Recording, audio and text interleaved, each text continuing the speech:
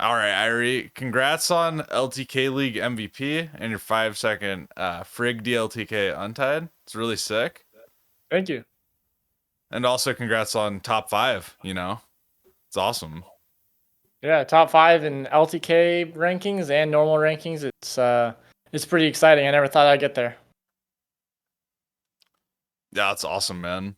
Your progress has been really insane and shows a transference of skills from the main game. Do you believe all this LTK and DLTK work will also help you in the main game? And if so, what ways do you think it'll help you? I've already noticed playing Facility SA the past couple days that I'm playing way better. It's just like made me more controlled in my runs, and I didn't really think it was gonna make me that much better, but I could tell that like I'm keeping pace way easier and not messing up so many things, and just feeling very confident in the runs. I mean, I was still making some egregious errors for sure, but uh, just insane runs, and yeah, I think that it's already helped me. Like, especially the fact that it's been a nice break for me when I played the LTK stuff, but it wasn't like a break where I'm playing a different game.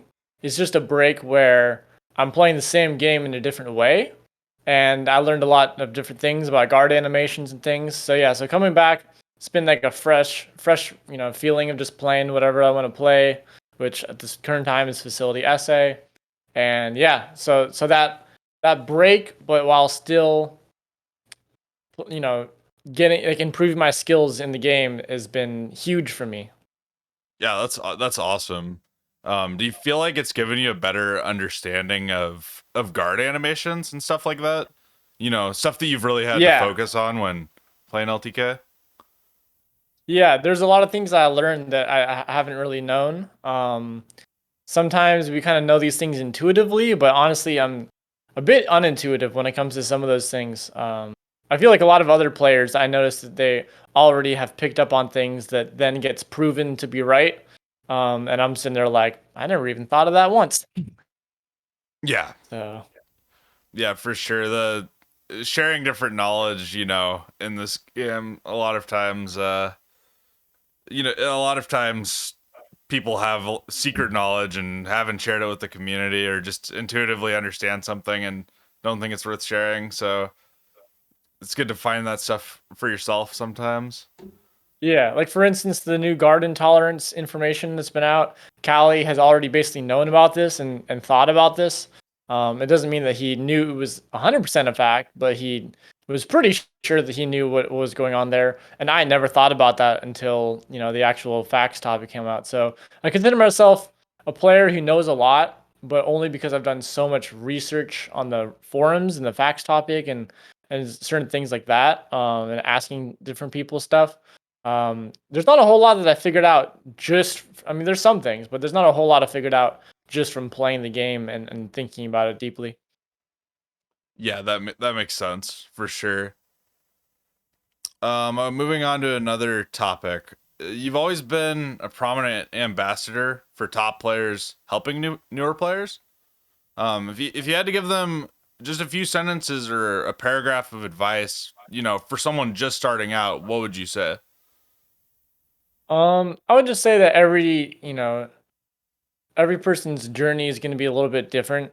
Um, there's some things that we might recommend to people they are objectively good starting points, but I think just playing things that aren't isn't going to burn you out, and that's different for everyone, and it's going to keep you motivated and might improve, your skill. I mean, when you're very new, you're going to get you're going to find improvement in lots of places.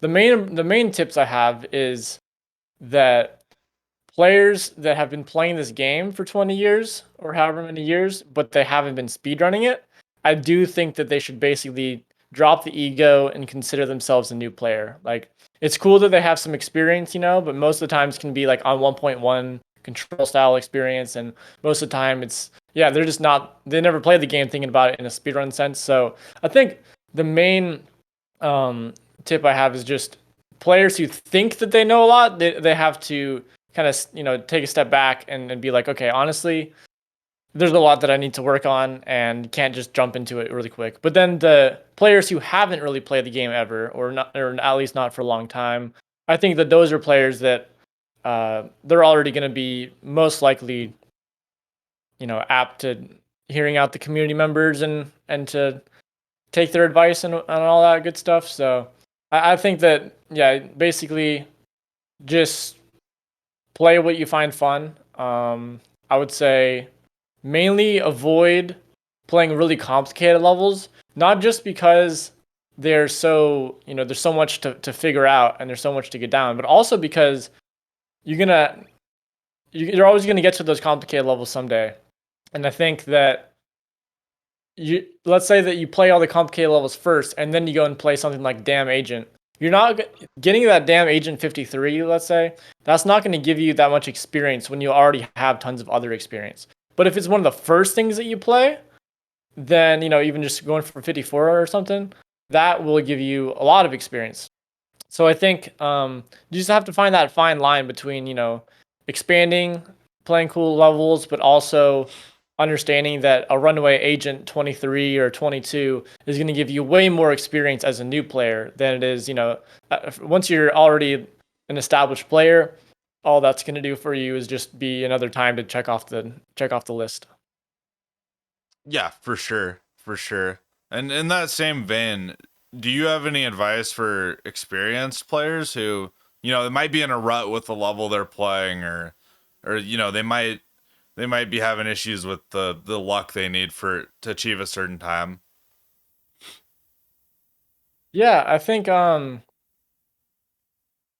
it's good to step away from a level if it's truly not working out, even if you really want a time. Sometimes it might be a level that is really difficult to come back to. For instance, me playing Control, SA, or Double O right now, I'm so rusty on the drone shots. Like, I'm not the player I used to be when I was playing that, when I was getting those PBs. So it would take me a lot to de-rust on that and to get back into it. So there are some levels that you might just have to understand is a really hard level to come back to de-rust on. But there's a lot of levels, and this might be different for everyone, different levels for everyone. But I think there's some levels that you really can just step away from for a week or a month or whatever, come back and see how much you've improved, or even sometimes it's even just sleeping. Getting a good night's sleep, waking up the next day, you play a level and you're just playing way better. Like sometimes that break is literally just like stopping the session and yeah, getting a good night's sleep because the way that the brain forms those connections in the sleep. So it could even just be overnight. You could feel way better on a level, especially if you're like reluctant to use a certain strategy, but then you're starting to kind of pick up on the strategy and you're trying it out and it's not really working for you. It might even be like the next day or the next week where that might work for you. So I think I'll put it this way: if you're you know committed to staying with that level for that next, until you get the PB you want, I think explore the best strategies. You might be not using a certain strategy. Eric had this on Depot Double O where he was kind of sometimes using the best strategy, sometimes not. He didn't PB for a while. He finally started committing on the right strategy. Then he got 47, then he got 46. That's an amazing time. Beats my time by 2 seconds. And that's only because he finally committed to the right strategy. And it took a lot of, motivation to do that. And I'm proud of him for that. So I do think that if you're committed to doing that level, make sure that you're in it for the long run and that you're doing the best strategies you can. Yeah, absolutely. I definitely think commitment to whatever strategy you're doing is really important for sure, and reevaluating what you're committed to for sure. I mean, we've Um, all done this, and sometimes you can't blame them if they get the time that next day. You offer them advice, they get the time like without using your advice, like the next day or that evening. Like that's understandable. We've all done that. I've done that on Surface One SA and Double O, for instance, when I went for 149s. We've all done that sort of thing where they're like, I could use this strategy, but I'm like so close. But I don't know. Sometimes you really just have to bite the bullet and just be like, okay, even though I'm like this close, using the best strategy, like like if I use the strategy I'm using, it might take me another week or a month. Plus, if I use the best strategy on some of these levels, you might even get an extra second better than you were going for. Like you might even beat that time that you're going for. So I think sometimes it's even people are scared to open Pandora's box and be like, damn, now I'm gonna use this strategy. Now I'm gonna have 2 or 3 seconds better. But I don't know. I still think it's the best idea to just go ahead and use the best strategy, even if that means that you're gonna like be motivated to go for even better, and you're gonna play it for even longer, and you're gonna be even more frustrated. But it'll at least get you that short-term goal, and it might even get you an insane long-term goal. For sure, for sure. So, moving on to a different category here, I find your interest in puzzle games to be very cool, and a nice change of pace when I'm watching your streams. Which puzzle games would you recommend, and why? Yeah, puzzle games are really good. You know, they exercise the brain. They're not the only thing you could do to help your brain, but they're definitely something. Um, Biggest ones I would recommend. Baba's You has always been my favorite puzzle game. Once I played that game, it took me from being like, someone who's interested in puzzles in video games. Let's say like Zelda, Breath of the Wild, there's like puzzles and stuff, I mean, all the Zelda games. So I went from going, interested in playing games that have a few puzzles in them to loving just straight up the puzzle game genre. So Baba is You, hugely recommend. Monsters Expedition is pretty fun, and by the same developer of Monsters Expedition, there's this new game that just came out recently, like last year, Bonfire Peaks, and I've been playing that recently, and that's been extremely fun. And the way that they kind of slowly add um, new mechanics that they're not completely convoluted, but they are pretty tough and very, very satisfying puzzles. I think that's a good puzzle game. So I just like the puzzle games personally where they don't really have a tutorial. They don't really tell you what to do. They just drop you in this, level, this simple level. And because the level is so simplified, you're forced to, from trial and error, just figure out how the mechanics of the game work. And then it might add new mechanics, but then so it might get harder, with those few mechanics you have. It might get harder and harder, and then it might add in a new mechanic, and then it'll give you another simple puzzle. And so it's like it's pretty obvious as long as you're, pretty in tune with the puzzle game genre. Like it can be pretty obvious what to do with a simple puzzle. And they're not telling you anything. There's no text telling you, oh, place this box here. It's just so obvious what to do, at least like because there's such a limited amount of moves you can make, and that teaches you something, and then you go and try to solve the harder puzzles based off that. So I really like those types of puzzle games. Not everyone's like that, and I'm not saying that I hate tutorials, but it doesn't usually work so well in puzzle games. Like tutorials can be fine for some other types of games, but for puzzle games, just simplified puzzle tutorials. And not only the simplified puzzles like tutorials is what I like about puzzle games, but I also like meta puzzles. I like overworld puzzles, and Baba's You, Bonfire Peaks. I won't spoil too much about them, but they definitely have overworld puzzles where you're not just solving individual puzzles, but there's also like a meta thing. Sorry, I hit the mic. There's a meta thing going on in the puzzle, and like in the main map of it or whatever. And I think that's really, really cool as well. So another couple just quick recommendations, I would say the Pedestrian is a really cool puzzle game. And obviously, like Portal is just goated. Like Portal and Portal 2 is just like the some of the coolest puzzle games that came out a long time ago, and they still hold up to the test of time for sure. For sure. And would you like to recommend games from any other types of genres? Yeah, I mean, other than puzzle games and playing, GoldenEye, I do have a few things I like to play. I like to play roguelite type of games. There's one I've been playing the past few days called Vampire Survivors, which is like the big rage with everyone right now. It's cool to see an indie game get a lot of hype for sure. And yeah, I think roguelites are cool. I played a lot of binding of videos. That's just really fun. I don't know. I enjoy playing a game where you could just you have replayability with it.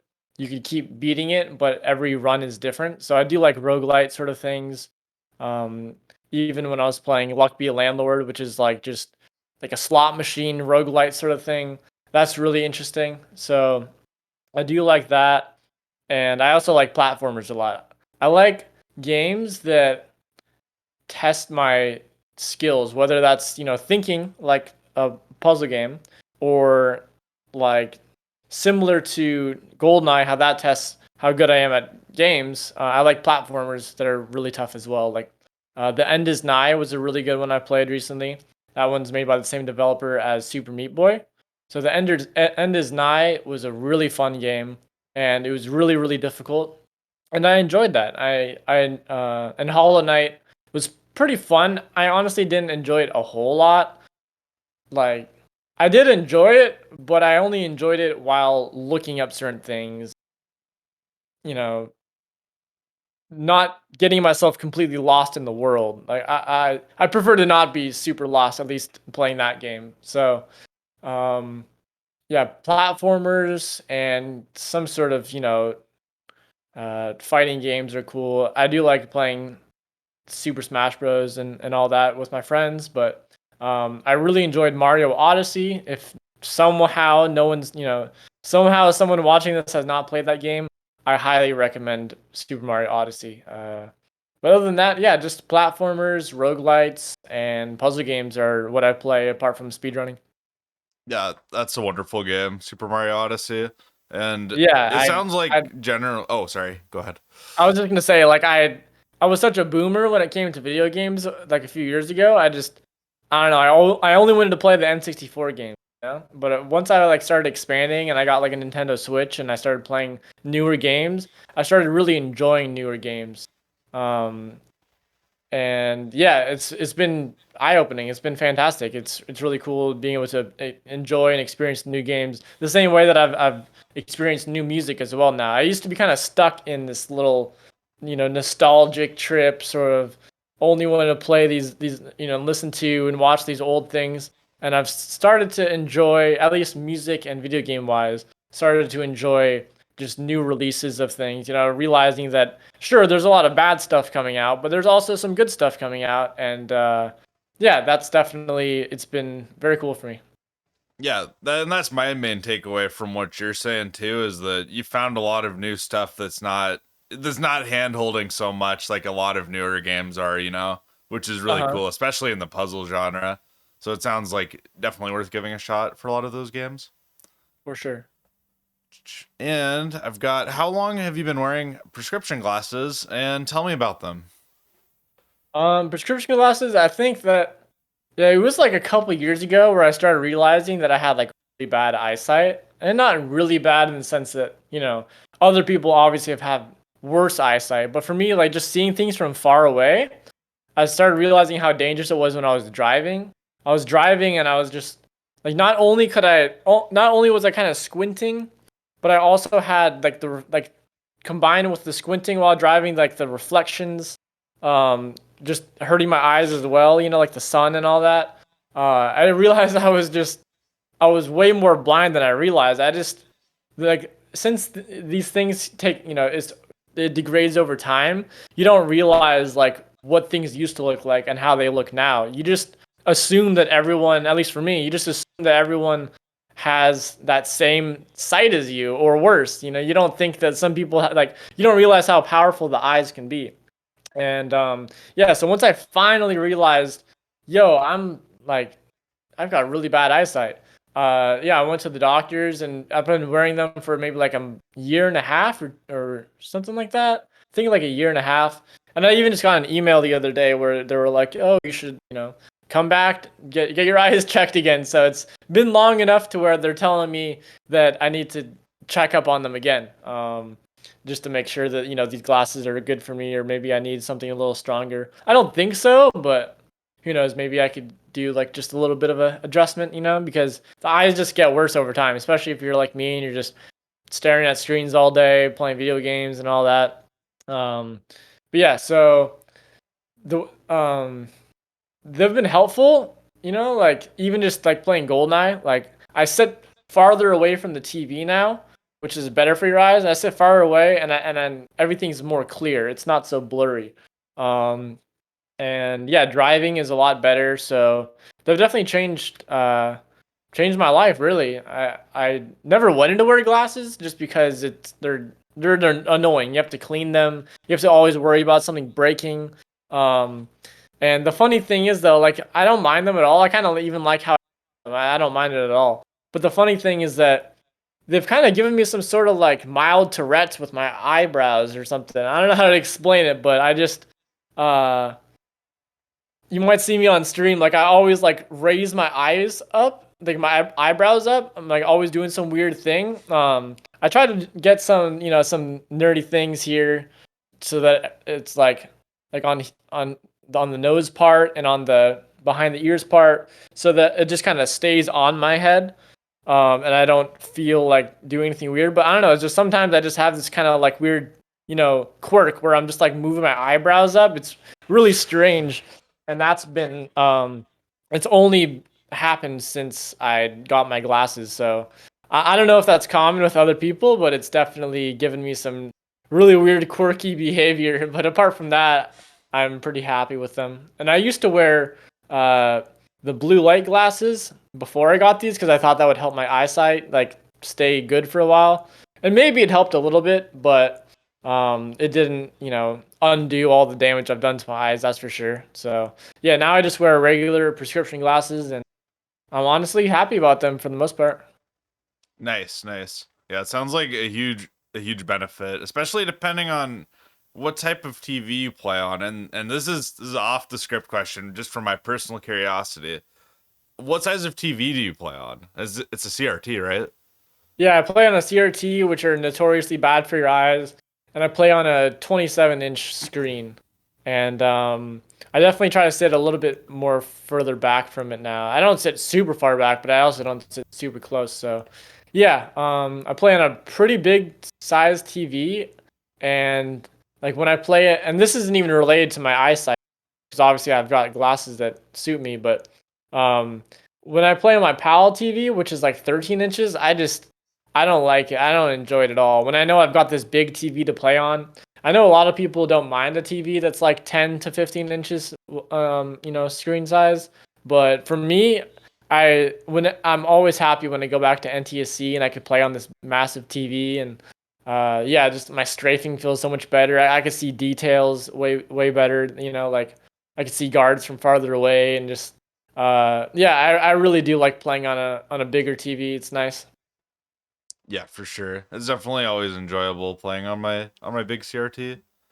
So let's see. All right. So you always have music going on in your streams that I tend to appreciate. Do you have any artists you'd like to recommend to the wider elite? Yeah, let's think. Some of my favorite rappers for sure I've been listening to a lot. We go, Homeboy Sandman, he's really, really cool. A lot of these are from the Rhymesayers Entertainment label also, by the way, so you don't even need to know these certain artists. You could just go on the Rhymesayers Entertainment, YouTube and just find all these cool artists because a lot of them are on there. But yeah, so we got Homeboy Sandman, Aesop Rock, Atmosphere, um, Rock. She's really good. And then you actually linked me to Little Sims recently, and I've been in love with Little Sims ever since. So Little Sims, I've just been massively appreciative of her music. Um, and yeah, obviously MF Doom is like one of my favorite rappers as well. Um, and then yeah, other than rap, like I like to listen to a lot of different things. Honestly, I like to listen to things I liked as a kid, but I also like to listen to like newer artists or just artists that I was never into as a kid. Um, so like right now I've been really into Prodigy. Obviously, I play Party Boy 69, like his sets like all day long. Party Boy 69, he's more than just a meme, folks. He's the real deal DJ. And yeah, so Party Boy tracks all the time. And which is obviously some he's a DJ, so some of it's his own work, but some of it's just like just mashing up other people's work, which is cool. It just kind of expands your music taste because I was never into that type of electronic music. Like electronic music is so wide. There's such a big range of what that could really mean, and yeah, um, obviously just Daft Punk. Like some of these artists aren't even they aren't people you've never heard of, but they might be people that you didn't enjoy so much as a kid or thought maybe they were a little overrated or just like when I was a kid, I liked Daft Punk, but because they became popular, I was one of those kind of like hipsters where I'm just like, oh, it's playing on the radio, it's popular, it's just pop music. I don't like it anymore. Like I was one of those kids, um, to a certain extent, to where now I'm just like, oh, Daft Punk is like one of the greatest one of the greatest groups of all time. Um, so yeah, and then just some of the other types of music I listen to is like I'll even throw on like some Slipknot and some Linkin Park and some My Chemical Romance I was listening to yesterday. Like a lot of these artists where like I don't like everything I used to like as a kid. There's definitely some music that's like really really bad that I used to like as a kid. It was just cool at the time. But there's a lot of artists that do stand the test of time. Like Linkin Park. Sum 41 is honestly pretty good. Um, yeah, there's a lot of music I like where I'm expanding a lot, and even just video game soundtrack can be really really enjoyable to listen to. And yeah, but I would definitely say like I've been really into Prodigy a lot recently. When I was a kid, I only knew a couple of Prodigy songs, and now I'm like really into them. I listen to a lot of their music. So yeah, honestly, just electronic music and some sort of like skate rock. Obviously, we got to throw Suicidal Tendencies in there too. Suicidal Tendencies, while their name might be a little off-putting, they're probably my favorite band ever, and they have a bunch of good albums, like a bunch of fantastic albums. And then they have Infectious Grooves, which you may have not heard of. Infectious Grooves, I would give them a listen as well because they're like one half of Suicidal Tendencies. They have the singer and the bass player. The bass player is now, he's Robert Trujillo. He's the guy from Metallica these days. But yeah, they have the bass player and they have the singer from Suicidal Tendencies, Mike Muir. And Infectious Grooves, yeah, definitely, I would highly recommend. So yeah, I really just like lots of music. I like all that funky cool bass type of music. And recently, I actually upgraded my speakers. I used to have like these little computer speakers, and recently I upgraded my speakers to be these two massive. For me, they're massive, bookshelf speakers. And yeah, so I'm just always jamming in my room. My car, I've had a subwoofer in my car for years. I always just go in my car and listen to hella music.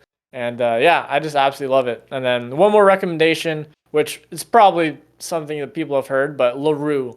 I've been a big LaRue fan for the past few months, and yeah, I think that all three of her albums are really, really good. So that's all my recommendations, and you find music that you enjoy listening to with bad speakers and also with good speakers. That's my tip. Like there's some music where you could just play it, like Party Boy 69.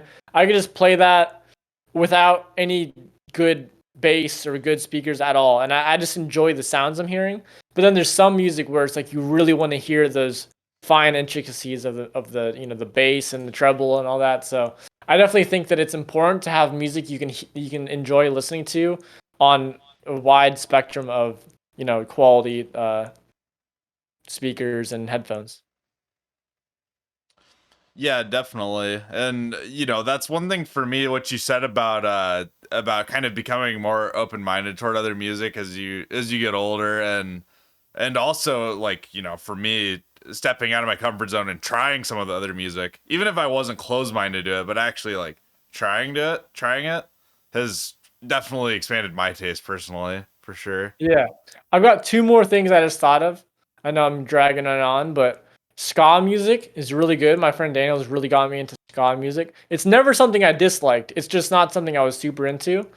So like Streetlight Manifesto, really good. And there's also this YouTube channel um where this guy makes ska remakes of video game music, like ska covers, and he does all the instrumentation himself.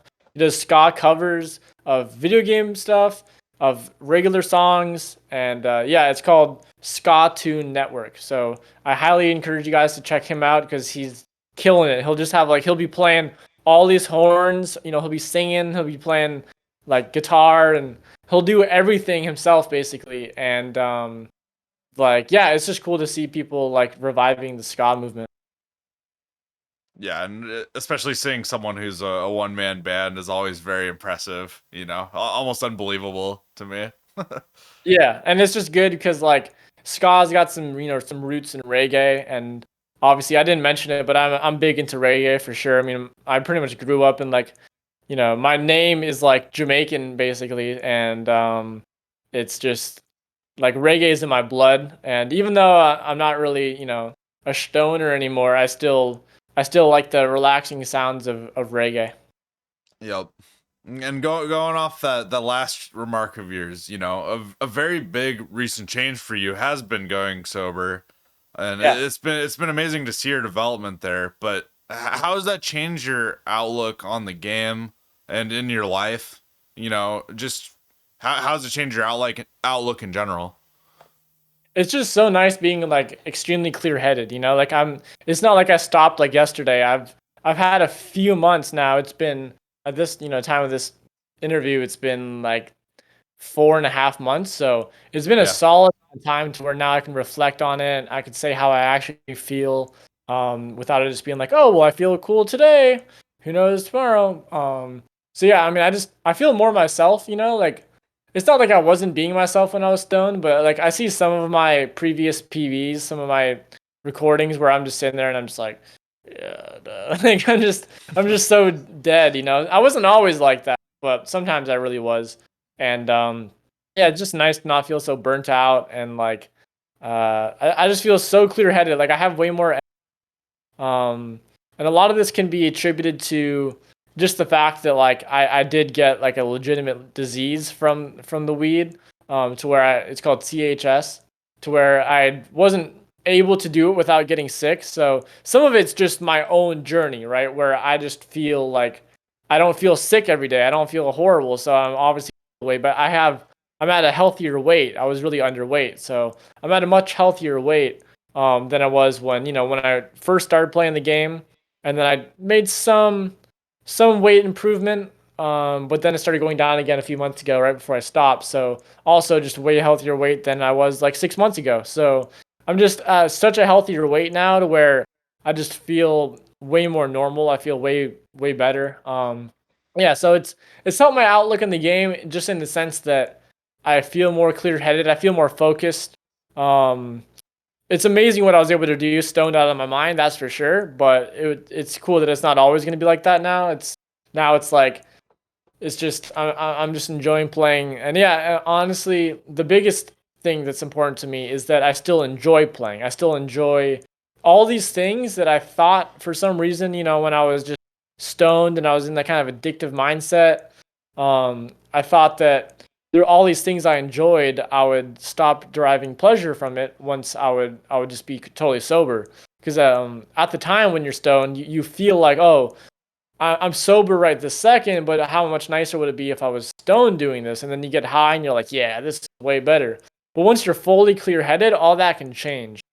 I'm only speaking from my own experience, but it's been like a life changing thing for me where I'm like, okay, I feel way better, and I'm still enjoying this stuff so much. I'm still enjoying music, food, video games, all my hobbies, and yeah, it's just really eye opening, and it's way different than I expected it to be. I thought it was going to be so much harder, but for me, especially because I had a good reason to stop, yeah, it's just been really nice. I mean, obviously it's nice. I'm not spending any money on it, and there's just less social pressures. Like there's not like some friend or some person I'm gonna be around who's like not enjoying the fact that I'm stoned. I mean, it's cool that weed's getting accepted these days in some ways, but in other ways, it's just like not everyone loves weed, and yeah, it's just really nice that I can like on a flip of a switch just completely change my daily habit of just being stoned every day. And yeah, being really clear headed feels really nice. I mean, sometimes I wish I could still use it just because, let's say, I injure myself or something. It is pretty good for pain management. But apart from that, like I'm sleeping better, I'm eating better, and yeah, it's just it's backwards from what I thought. I thought that it was helping me sleep, thought it was helping me eat, but it's actually it was quite the opposite for me. Yeah, yeah, for sure. As your friend, it's been really awesome to see you prosper since making that decision. And do you have any words of wisdom for someone who might be wanting to do the same thing, cutting something out of their life? Whether it's tobacco or alcohol or you know, hmm or getting high with whatever. Like what would be your advice to I someone think who wants to just cut?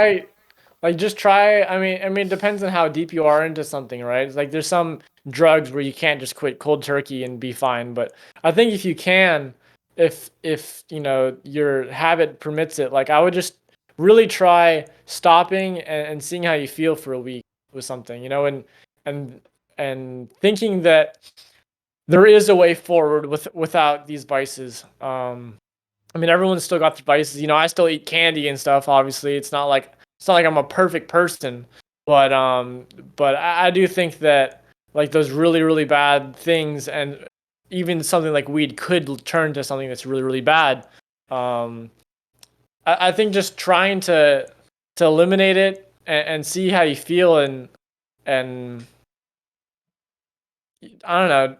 You really just have to give it more than like a day or two. It's just like Goldeneye when like you start trying a new strategy. You're not gonna like think it's the greatest thing right away, but in the future you'll be like, oh, I'm so glad that I ended up trying this thing because it's way better. I could tell now. So I don't know. You have to look at it like, is this thing harming you? Like what are the positives and the negatives?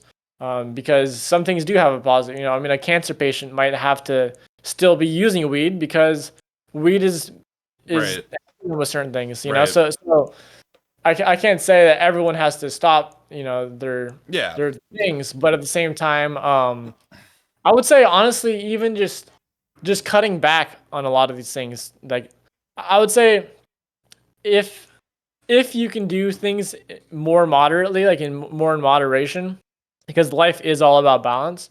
I think that's for the better. Like even if you walk away from this and you don't think, oh, I need to stop weed completely. Like I had to stop weed completely, but you might not have to. You might just have to cut it back so that you don't become, what I went through.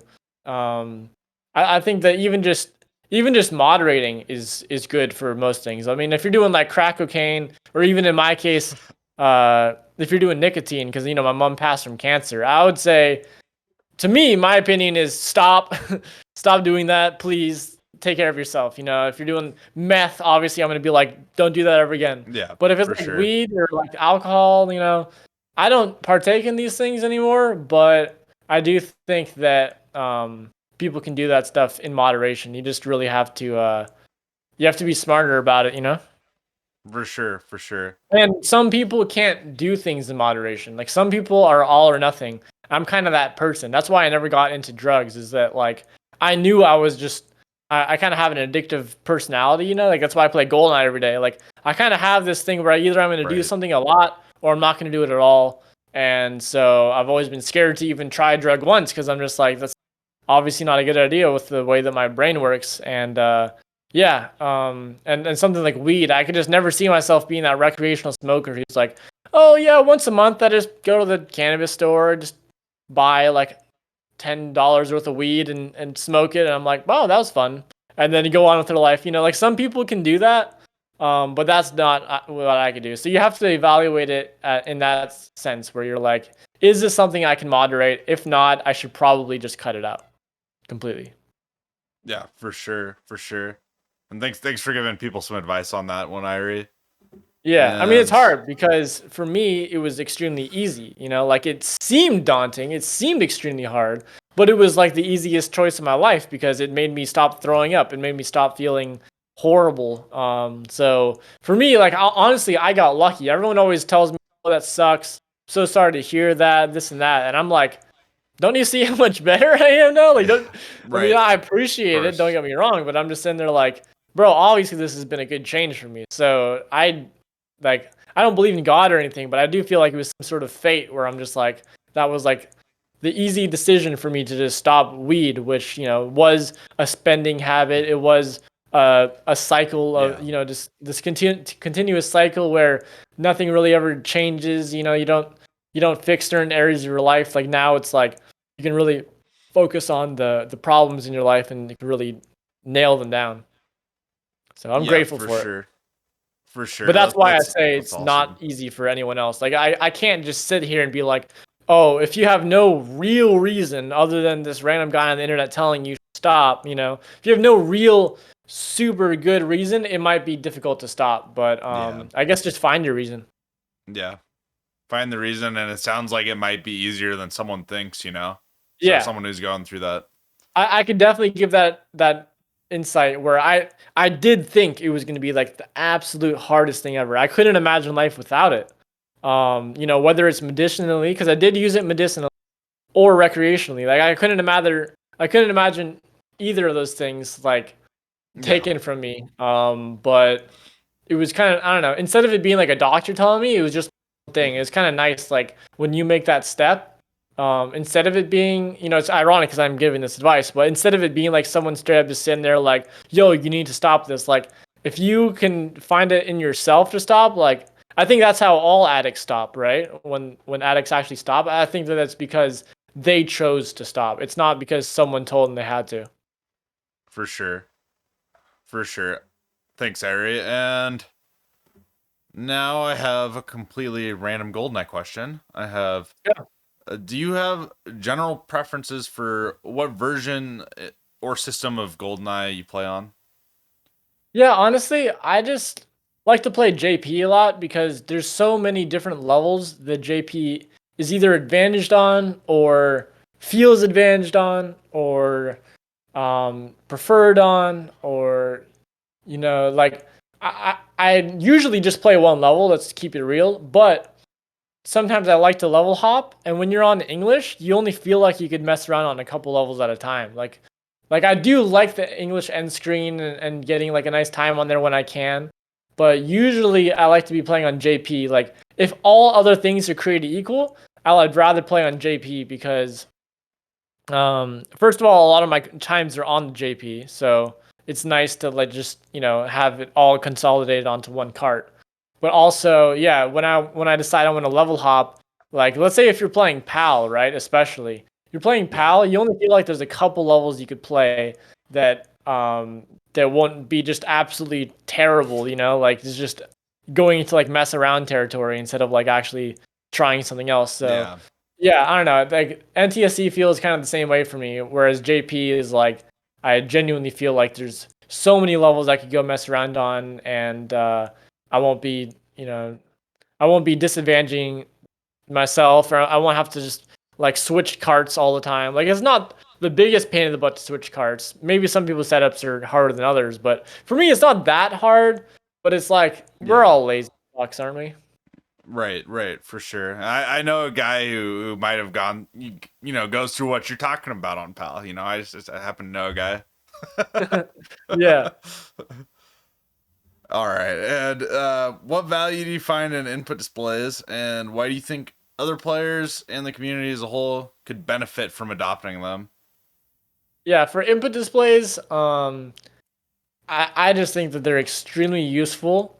I think that they're not always the most perfect, like frame by frame analysis thing that you can do to study a run, but I think that it can help people know exactly when to strafe, when to see up, because see up is kind of like a hidden thing in this game where people don't realize when you're using see up versus when you're strafing and exactly how the inputs are looking. There's a lot of nuance that when you're a new player, you're very puzzled when you're watching someone's run. You don't know what the heck they're doing. So yeah, I think it's really useful for new people. It's useful for experienced people because you might just go watch a run and be like, "Damn, wait, I never thought of doing that like that." And you wouldn't really be able to tell just from the naked eye, just watching a run. So I think that they're really useful. again, you can't necessarily like frame by frame analyze, like you can't sync up like looking at the gameplay happening and looking at the input display and seeing, oh, when exactly they press something. But what you can do is see, oh, when did they press something relative to when they press something else. That's really, really useful. Yeah. So not only does it help you, oh, here's when they strafe in left strafe, here's when they step, here's when they go in right strafe, here's when they even like back strafe. It also can be like, oh, this is the timing of when he presses, Z, and then when he presses A. Let's say like the back switch on Bunker 2 Agent. Like at first you just watch around, you're like, wow, he just somehow just phased through that glass. That's amazing. But if you watch an input display, you're like, oh, he did the back switch before he pressed B on the glass. Or for instance, what else was I going to use as an example? Like, yeah, like back switching, pretty useful, or even I'm drawing a blank here. I You had know, another good example, but either way, some stick movement too, like when yeah, I stick was working movement. on my silo times, and trying to do right side satellite, which is pretty hard. Um, I always thought I could kind of just get away with just strafe changing there until I like kind of looked at one of your input displays closely and realized, oh, you're doing like a little left swivel, at these stairs.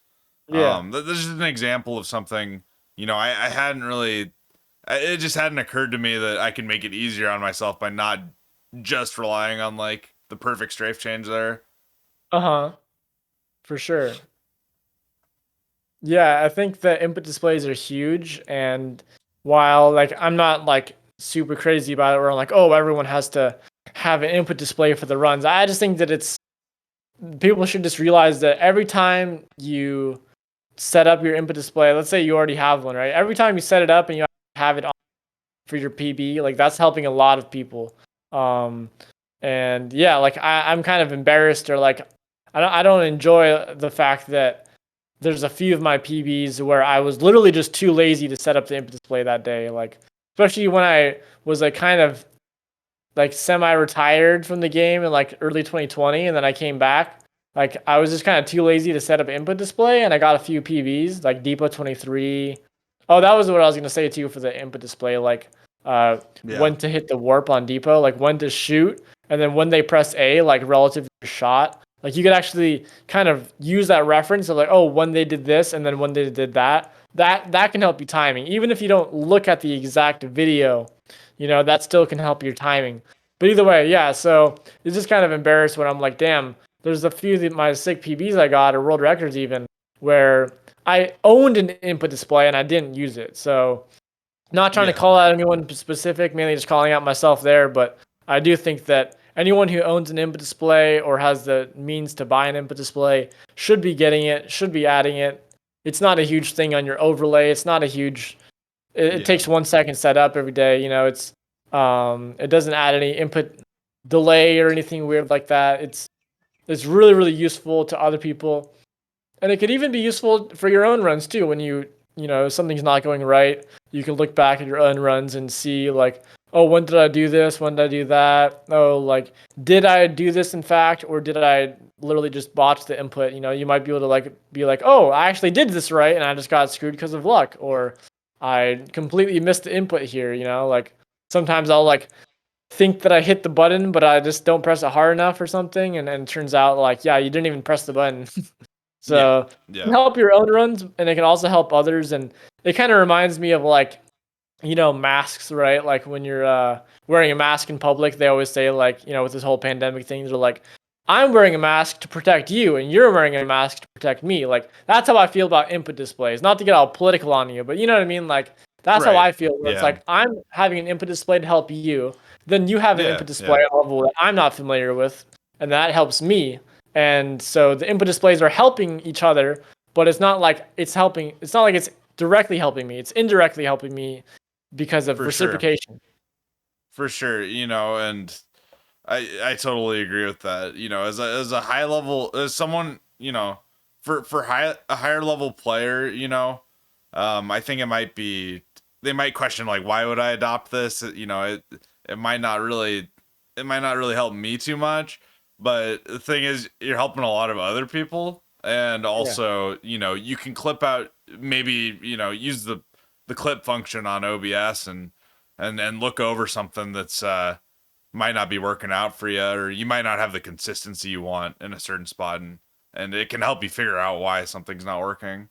For So sure. And I also think it just helps the outside community. Like, sure, some yeah, people say like no one really looks at the input display. Like maybe you're not always looking at it, but I think just having it there, like lots of people come in and they're like, oh wow, is it actually playing on like a real, NCT4 controller? They might not even be convinced because they don't even know how you got it on there in the first place. But they might ask questions and then they'll be like, damn, these guys are really playing on real consoles and they're doing legit.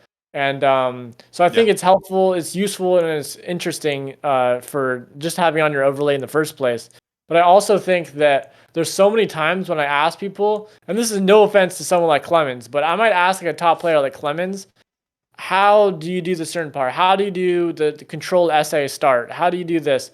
And they might be, at first they'll be like, I I just do this, but then you realize, and they might realize like, wait, I actually do all these different things that like they're not even sure, like they've just been doing this for so many years, 10 plus years sometimes, that they don't even remember what they do. If you ask them, they don't even know how to tell. They don't even know how to describe you. If you just have an input display, it answers all the questions for you. Like it completely has, because not only they might not know how to answer your question, they might not even answer it, or they might answer it wrong, and that's no offense to anyone. Like I do the same yeah, thing. yeah, I'll try to teach someone something, and then I'll look back at my input display and I'm like, wait, that's not what I just said. Like that's actually different than what I do. Like so yeah, yeah, like it's really helpful for this nuanced movement that might for not sure, be that useful to newer players, but that's why I'm just saying like it's not just for newer players. It's even for useful sure. for experienced players because it's just so much Yeah, nuance to this yeah, game where everything's just like it's not so cut and dry. It's not like Mario, which don't get me wrong, probably has lots of precision and crazy things, yeah. but if you're just doing some jumps, it's like obvious, oh, he does a triple jump here. He hits Right, A, right. and then A again. Like you don't have to know about all this, insane input precision. But for GoldenEye, it's not about like all these tricks. It's about like all this nuanced movement, which yeah, lots of times there's like you're moving in C up, but it looks like you might be kind of strafing or something like that. Right. Um, or you just like sometimes you might switch strafes instead of going from left strafe to right strafe in one frame. You might have like a little bit of C up in between it, and that might help you just that little bit to like get around, some certain obstacle or whatever. Like, so you can kind of like maybe like aim at a guard as you're switching strafe and stuff like that. Like it's really interesting for normal game and for LTK stuff.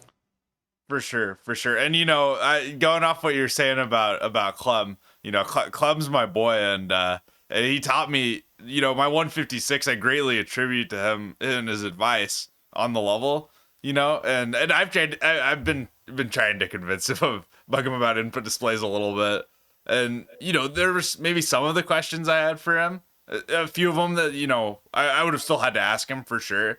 There's definitely some stuff where it's like, oh, I could have just pieced together with the input display. So Yeah. that's a good reason for a top, especially a top player or a high level player as well. Is if you want to reduce about people that are harassing you about certain things, certain questions, right? Then the Yeah. input display is a good way to do that for sure. Yeah, like I think I'm like the only top level player who has input display on almost every PB. Like Ace has used it in the past, but he uses it once in a while. And then Pogo has used it in the past, but he doesn't really use it. So it's just like I'm the only one who really truly believes in like always making sure you got the input display on because you don't want to be caught slipping getting a PB without having input display. For sure, for sure. Yeah, definitely. I've always dreaded if I accidentally, my input display gets frozen or something, or because if it Uh-huh. gets stuck underneath the windows, sometimes it's not active and not capturing the buttons on your OBS, and then I'm always paranoid about checking to make sure it's working. So Yeah. yeah, I definitely value it too. Um, and well, my last question for you, Irie, is top five was an insane accomplishment, very well earned. And for individual levels, what IB goals, your initials, can we look forward to watching your progress on? Um, Honestly, the way I play this game, I'm just gonna answer this kind of more vaguely, open ended. I strongly encourage, like having dreams, but not having long term goals. That's how I play this game. I have short term goals where I'm literally just looking like one level ahead. Like I'm literally just I'm thinking about, all right, what's my goal right now? That's all I think about. And I've made insane progress in this game just from doing that. Like just from being like everyone's telling me, oh, you're gonna become top 100, you're gonna become top 50, you're gonna get top 10, and I'm just telling them, I don't think so. I'm just gonna play this level though, and then next thing you know, I play all these levels and I get all these insane like accomplishments. So, not sure if that is how everyone should play the game, but I do think that it's really important. I think that for me, every time I start planning out, oh, I'm gonna play this and this and this and this and that, like I just start Yeah, feeling like I'm not getting anywhere. Like it's cool to have like a dream. Like my dream is to get like top three, or my dreams to get champion. Like I have these right, dreams, but they're right. not really like goals. For me, they're just like, oh, that would be really wild. And obviously, like if I kept up insane progress, I could get there someday. But for me, like right now, I'm just focused on facility essay for 52. My times page, obviously, it tells you your goals. It tells you. I mean, Yep, if you're playing for ranks and stuff like that, like it'll tell you your goals. It'll show you what's red, what's gray. So you've already got something to that's a good base point. your goals off of, whether that's like, oh, I want to get world records or I want to get points. You've already got the times page to tell you that sort of things. But I really just despise planning stuff out. That's why I'm really bad at hoarding. I've tried like a couple times just like hoarding a little bit for some project or something, and I just get burned out so quick. I'm just Yeah, like I have all these insane ideas, and I probably could get all of them. Don't get me wrong. It's not like I can't do it. But the game yeah, isn't all about skill. It's about motivation and staying focused and staying keen. And yeah, I don't know. I get more keen when I'm just thinking about like just that next thing that's on my list. And once I get yeah, it, then I know that there's going to be some other next thing I'm going to go for. So like right now, let's just say facility essay for 52, which I probably am going to get in the next few days, maybe even tonight. Like I'm so close to this. But even though I'm that close to this time, it doesn't mean that I'm thinking about everything else. Like I'm right, thinking right. maybe I'll play facility agent. Maybe I'll play, dam. Maybe I'll do these other things. And once again, if I want to get top three, top two, one, first place, uh, I know what I have to play. I know what I've got to do. But right Yeah, now, yeah, I just playing, honestly, just playing fun levels. Like I'm just playing things that I enjoy. Sometimes that might not even necessarily mean a level that other people would enjoy. Like sometimes I enjoy a level because the level's fun. Sometimes I enjoy the level because I'm so much better than I was last time I played it, to where it's like so clear I'm gonna get a quick PB. But yeah, yeah, so right now, like 2022, just playing. What I will say is I want to finish DLTK. I want to get silo and train DLTK done, and that will get me really close to third place in LTK rankings. So I am focused on getting back to LTK stuff in a little bit. I'm just kind of a little bit burnt out from, like it's either that I'm burnt out from playing a whole month super hard, or or that I'm just super keen to return to normal mode, because like you can only choose one. You can only yeah, do one thing at a time. I mean, you can level right. hop, don't get me wrong, but you can only put your time into one thing or the other thing. So right now I'm kind of Yep. like more keen on normal mode, but I will say 2022 silo and train, they have my name on it, and Nice, that's nice. DLTK. And then apart from that, like I don't know. I guess just play a bunch of cool, fun levels, and also do a few grinds where Yeah, I don't like enjoy it so much. Like let's say statue, for instance. But I know that I've got to do it. So let's just say my goal for 2022 is to get like 10 more normal mode PVs. I think yeah, 10 PVs is a reasonable goal. that's awesome. Yeah, and that's something too is, everyone in this game has a different approach for sure, but we can all learn from what works for other people. And that's Yeah. something I've learned from you is to focus more on like what's in front of my face instead of all the other goals I might have, just focus on what's in front of my face a little bit more, and that's Uh-huh. something that's it's helped me for sure. Um that doesn't mean we necessarily have the same approach, but it's just you can always learn from what's successful for someone else for sure. Yeah. Definitely, yeah. I mean, it follows the same thing as put your nose to the grindstone, you know? For me, it's like I'm just staring at the floor playing Goldeneye, but I'm also just staring just one step ahead, you know? Yeah, And I think that just helps a lot of people. It helps just kind of focus on what you're doing. And you might have like three levels that you're level hopping, and those are your three things that you're staring at. Nothing wrong yeah, with that. You don't have to go exactly one at a time, but I think that uh I think that long-term goals is good, especially in other areas of your life for sure, but it's never really worked for me so well in GoldenEye. yeah. I think that's a very healthy mindset toward the game, and a lot of people can learn from that for sure. Uh-huh. And do you have any closing remarks here with this interview? No, I mean, I just think, stay protected, use your thumb condoms, uh, keep improving, do your thing, and inspire others. Awesome, Irie. Thanks for the interview, man. I really appreciate it. Ron, thanks for interviewing me. And yeah, I think that this worked out well in video, audio type of format because there might be a lot of text to go through because I rambled on. But if you're just Yeah, hearing me speak pretty quickly, then it's I don't think it's too bad. But yeah, I yeah. am the type of person that could just ramble on for sure. I'll And parse out a summary, but yeah, for sure when they want to get the full description, they'll go to this video for sure. yeah, for sure. Right on, Irie. Cool, Thank you. guys. Later.